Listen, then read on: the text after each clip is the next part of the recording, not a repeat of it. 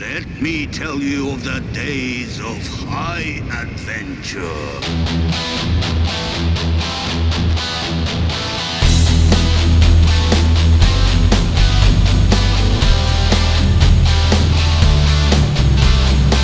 High adventure.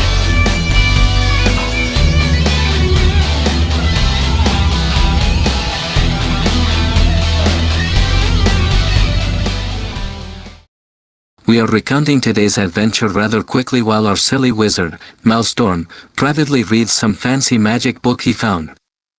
You have to be quick writing this journal entry as I can faintly hear him talking, or is that begging someone not to kill him? Perhaps it's our prey, Stormhands. We started the day by trying to figure out how to reach the bottom of the well. There's an entrance about 2 meters underwater, and, of course, who better to investigate than our froggy friend, Kramit? With no hesitation, Kramit jumped in but, to our surprise, he struggled like a fish out of water. Maybe the cold shocked him, but after some sputtering, he got his bearings and secured a rope for us. Following his lead, Olo's gang plunged into the water. Even more surprising to Olo swam with no issues. Who knew Olo was such a great swimmer? Dog, let's not make this a regular thing. Olo is still no fan of wet fur. Once through the passage, we found ourselves in a dungeon full of muck, mold, and water. Olo's paws were getting filthy, but Joka, ever loyal, offered to carry Olo on his back. How noble! It didn't take long for us to encounter trouble. After picking a lock with my usual finesse, an earth elemental appeared out of nowhere, right in the middle of the gang. Kramit, showing off his broken bow again, seriously, when will he fix that, tried to strike first but barely nicked it. Olo, however, with precision and poise, stabbed deep into the creature's muddy body, bringing it down.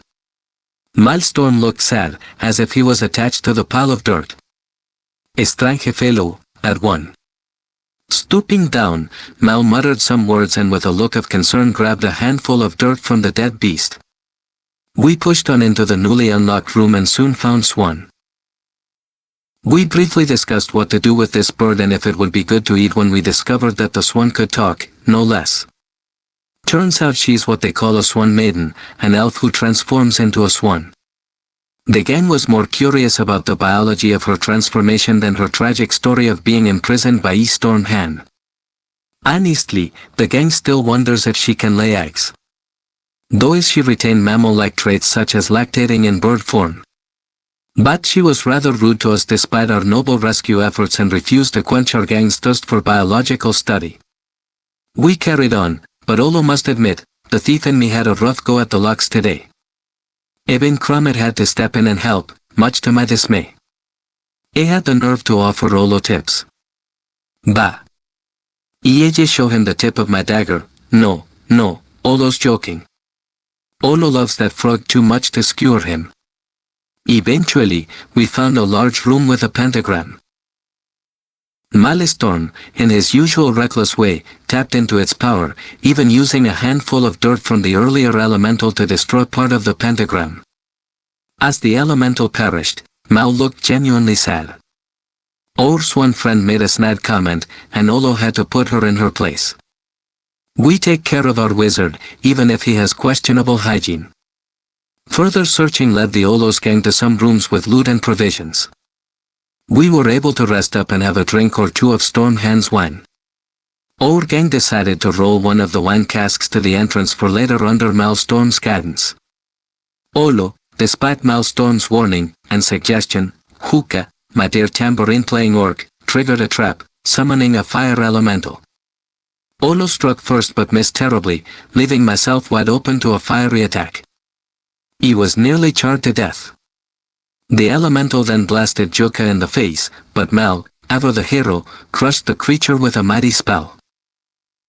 With his soot-covered face, Hookah, undeterred, poured wine on the elemental and played an inspiring tune while Kramit delivered the killing blow. Olo's gang at its finest.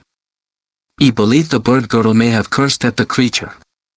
The swan maiden, surprisingly, healed Olo and Joka afterward. Maybe Olo will forget his secret plan to have the Swan Maiden transform into a swan and then kill and roast her after all we are done with Stormhand. We found Stormhand's private quarters, disgusting, of course. He seems to have a habit of leaving old food out on his table. Mal had the brilliant idea to urinate in his bed, though Olo thinks that's a bit pointless as we plan to kill the wizard.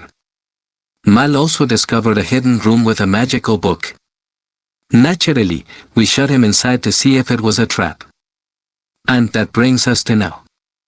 I think we should check on Mal's storm. I swear I hear crying. Olo, wishing you luck in battle. Olo Quickfoot the Burned, competitive swimmer, biology student.